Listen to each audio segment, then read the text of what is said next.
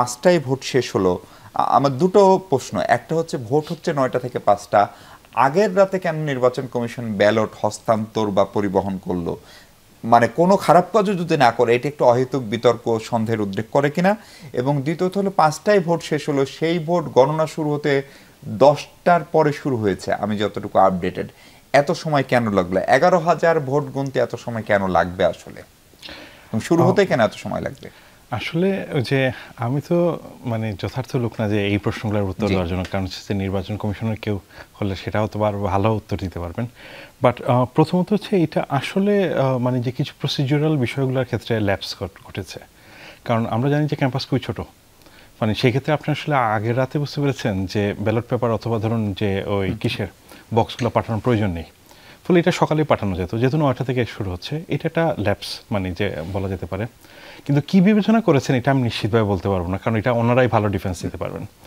2 নম্বর আরেকটা বিষয় আমি এই সাপেক্ষে একটু উল্লেখ করে রাখি, যেমন মনে করুন জাহাঙ্গীরনগরে কিন্তু ভর্তি পরীক্ষা যে সময় হয় খুবই স্ট্রিক্টলি কিন্তু কোয়েশ্চেনগুলো রেগুলেট করা হয়, এবং হচ্ছে প্রত্যেকটা শিফটে কিসে ওইটা কিন্তু খুবই দারুণভাবে ম্যানেজ করা হয়, এবং অনেক শিক্ষার্থী এবং দারুণভাবে সময়মতো রিচ করে। ফলে এটা মনে হয় কিছু মানে যে ল্যাপস করতে পারে, বাট এটা ওনারা ভালো ব্যাখ্যা দিতে পারেন কেন ওনারা আগের রাতের সিদ্ধান্ত নিলেন রাতের দিন ওই দিন সকালে না পাঠিয়ে আর কি, যে এটা একটা গণনা শুরু করতে পারলেন না। গণনা শুরুর ক্ষেত্রে যেটা হয়েছে আমি যতদূর শুনেছি আর কি, যে এটা মানে প্রথমত যে যেটা হচ্ছে এটা তো সর্টিং করতে মনে একটু সময় লাগার কথা, কারণ এটা মনে ম্যানুয়ালি কাউন্ট হবে, যেহেতু মেশিন নিয়ে একটা মনে অবজারভেশন তৈরি হয়েছে, মেশিন যেই জায়গা থেকে ক্রয় করা হচ্ছে তার সোর্স নিয়ে এবং হচ্ছে এটা নিয়ে, ফলে এই জায়গা থেকে মনে একটু লেট হতে পারে আর কি, কারণ যেহেতু এটা ম্যানুয়াল হবে। এবং আমরা জানি ইভেন ধরুন এই হিউজ নাম্বার অফ ব্যালট মানে যে কাউন্ট করা হয় অথবা ওএমআর এই ধরনের জিনিসগুলো কাউন্ট করা হয় কিন্তু ভর্তি পরীক্ষার সময়, তখন এটা প্রম্পট হয় কারণ মেশিনের কারণে। এবার যেহেতু মেশিন নেই, ফলে আপনাকে এটা কিন্তু মানে you need to keep that in your mind, যে এটা সময় লাগবে না। কলমের যে অমোচনীয় কালি, সেই কালি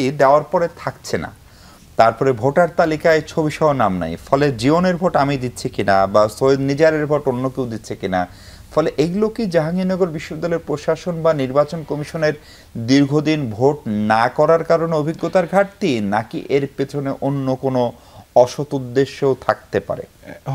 প্রথমত মানে যে আমরা যে জায়গা থেকে বলতে পারি সেটা হচ্ছে যে মূলত ওই মানে একটা তো অভিজ্ঞতার অভাব, এটা আপনাকে স্বীকার করতে হবে। কিছুক্ষণ আগে আমরা যেটা বলছিলাম সেটা হচ্ছে যে লাস্ট টাইম মানে যে জাকসু নির্বাচন হচ্ছে 33 বছর আগে, ফলে অনেকগুলো বিষয় যেটা হচ্ছে যে প্রেডিক্ট করা ডিফিকাল্ট, কি হতে পারে কি না কি, এবং হচ্ছে ইভেন ধরুন ঢাকা ইউনিভার্সিটির রিলেটিভলি মনে একটু বেটার হয়তো প্রস্তুতি থাকতে পারে, কারণ হচ্ছে তারা 2018 তো 19-এর দিকে একটা নির্বাচন করেছে, ফলে তাদের হয়তো কিছু লোকের অভিজ্ঞতা আছে। কিন্তু আপনি জাহাঙ্গীরনগরের পরিস্থিতি যদি আপনি লক্ষ্য করেন যে 33 বছর আগে যারা শিক্ষক ছিলেন এরা কেউই হয়তো বা এখন নেই আর কি, যে ফলে সম্পূর্ণ নিউ গ্রুপ অফ পিপল আর কি।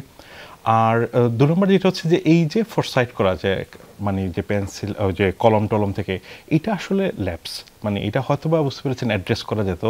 আবার কিছু কিছু জিনিস যেমন মনে করুন যে লাইভে দেখানো যে প্রত্যেকটা যে সিসি ক্যামেরাতে, এইটার আবার একটা ভালো সংযোজন, যে সচেতন থাকার কারণে, যেহেতু মানে যাতে করে ডিসপিউটটা কম হয় আর কি সেই জায়গা থেকে, ফলে কিছুটা অভিজ্ঞতা ল্যাপস আছে আনডাউটেবলি।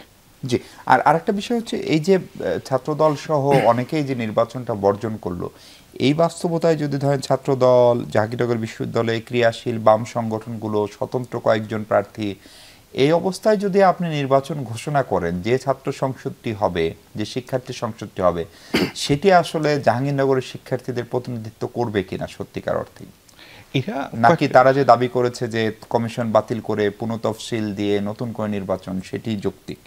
এটা দুটো জিনিস রাখি, যে ধরুন এগুলোর প্রসিডিউরাল বিষয় আছে, আমি প্রসিডিউরগত বিষয় থেকে প্রথমে আপাতত বলছি। সেটা হচ্ছে যে ধরুন আপনি যদি একটা নির্বাচন বাতিল করতে হয়, তাহলে আপনার অবশ্যই ডেফিনেটলি বুঝতেছেন সাবস্টেন্সিয়াল মানে অ্যামাউন্ট অফ এভিডেন্স লাগবে আপনার, ফলে একটা তদন্ত কমিটি করতে হবে আর কি। যদি মনে করা হয় বুঝতে পেরেছেন যে এটা তো প্রশাসন হয়তো বা এই সম্ভাবনাগুলো বিবেচনা হয়তো বা রাখবেন, যদি এখানে দেখা যায় যে সাবস্টেন্সিয়াল অ্যামাউন্ট অফ বুঝতেছেন কমপ্লেইন থাকে, অ্যানোমালিস থাকে, তাহলে হয়তো একটা কমিটি হতে পারে, এবং এটা তার মধ্যে দিয়ে আসলে এটা ডিসাইড হবে আর কি, রাদার দেন ধরুন আপনি হুমজিক্যালি আপনি ডিসাইড করতে পারেন না। কারণ হচ্ছে আপনাকে একটা বিষয় মাথায় রাখতে হবে, একদিকে যেরকম কিছু লোকের মানে কমপ্লেন আছে, আপনার কিছু শিক্ষার্থী আবার বুঝতে পেরেছেন অন্যদিকে সেটা হচ্ছে নির্বাচনকে মনে করতেছে কিসে, যদিও ম্যাক্সিমাম মনে হয় মানে ফ্র্যাকশনগুলারই মনে হয় এক ধরনের অবজারভেশন আছে যে এখানে প্রচুর অ্যানোমালিজ ঘটে থাকে, সেই জায়গা থেকে যদি আমরা বিবেচনা করি, তাহলে হয়তো বা বুঝতে পেরেছেন যে মানে প্রশাসনকে এটা ডিসিশন নিতে হবে এটা। আর প্রশাসন যদি তদন্ত সাপেক্ষে যদি বুঝতেছেন এখানে মানে সত্যতা পান, ল্যাপস ঘটেছে, সেই ক্ষেত্রে তো আপনার ডিফারেন্ট প্রসিজিওর আছে, আমরা জানি সেটা, যেটা আপনি বললেন সেটা হচ্ছে যে পুনরায় তফসিল ঘোষণা এবং কিসের রাখি যে সেটা।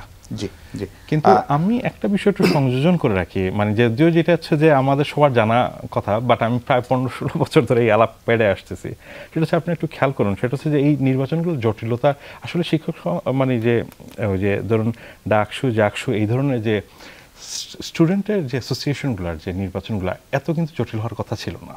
একটা বুঝতে পারলাম যে অভিজ্ঞতার কারণে, আরেকটা কিন্তু গুরুত্বপূর্ণ কারণ আছে। সেই গুরুত্বপূর্ণ কারণটা আপনাকে ঐতিহাসিকভাবে দেখা দরকার। সেটা হচ্ছে যে আমাদের এখানে কখন থেকে নির্বাচনগুলো হচ্ছে না এবং কেন নির্বাচনগুলো হয় না, এবং হচ্ছে আসলে যা মানে যে ডাকসু এই ধরনের স্টুডেন্ট মানে ছাত্রদের যে বুঝতে পারছেন সংগঠনগুলো আসলে দায়িত্ব কী, এইগুলো আসলে আমরা সবাই জানি, কিন্তু আবার রিয়েটারিয়েট কয়েকটা করার কথা, কারণ আপনার প্রশ্নের মধ্যে একটা প্রিসাপোজিশন আছে, এবং শুধু প্রিসাপোজিশন না, আমি বিভিন্ন জায়গায় গত কয়েক বছর ধরে এই বিষয়গুলো বলে আসতেছি, ইভেন অভ্যুত্থানের পর থেকেও, তারপরেও দেখা যাচ্ছে বুঝতে পেরেছেন এগুলো নজরে আনা হচ্ছে না। ফলে আপনার যেহেতু এই সাপেক্ষে আলাপটা হচ্ছে, এটা ইউজিসি এই বিষয়ে মানে যে ওয়াকিবল থাকা উচিত এবং ওনাদের ইনিশিয়েটিভ নেওয়া উচিত। যেটা হচ্ছে ছাত্র সংসদটা আসলে কেন ছাত্র সংসদ, একবার সিম্পল কারণ হচ্ছে কি জানেন, সেটা হচ্ছে ইউনিভার্সিটির ভিতরে যে ছাত্রদের যে ইউনিভার্সিটি রিলেটেড যে গ্রিফেন্সগুলো থাকে, যেগুলো হচ্ছে বুঝতে পারছেন ধরুন তাদের যে প্রয়োজনীয় যে কীগুলো আছে, এটা আসলে কার মাধ্যমে আপনি রিকাউন্সিলেশন করবেন। ফলে যেটা হয় কি জানেন, এই ছাত্র সংসদ হচ্ছে প্রতিনিধিত্বমূলক থাকবে এবং হচ্ছে প্রশাসন সেই আলাপের মধ্যে এই সংসদগুলো করবে, এটা হচ্ছে খুব বেসিক্যালি।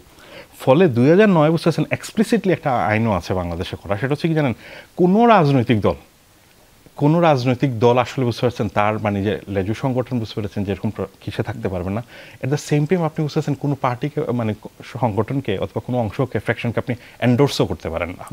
আপনি যখনই এন্ডোর্স করবেন তখন এটা রাষ্ট্রীয় রাজনীতির অংশ হচ্ছে, তখনই আপনার জটিল হয়ে উঠতেছে, এবং হচ্ছে এই সংকটটা আপনি যদি এটা না করেন, যেমন বাংলাদেশে একটা প্রতিষ্ঠান আছে কিন্তু রেগুলার বেসিসে, না শুধু খুলনা না, রেগুলার বেসিসে কিন্তু নির্বাচন হচ্ছে, আপনি এটার খবরও রাখেন না, এশিয়ান ইউনিভার্সিটি যেটা চিটাগাঙ্গে, এটা প্রত্যেক বছর নির্বাচন কাউন্সিল হচ্ছে, কোনো সমস্যা নেই। এক সময় হতো, আমাদের সময় পর্যন্ত 2000 সাল পর্যন্ত নিয়মিত নির্বাচন হতো।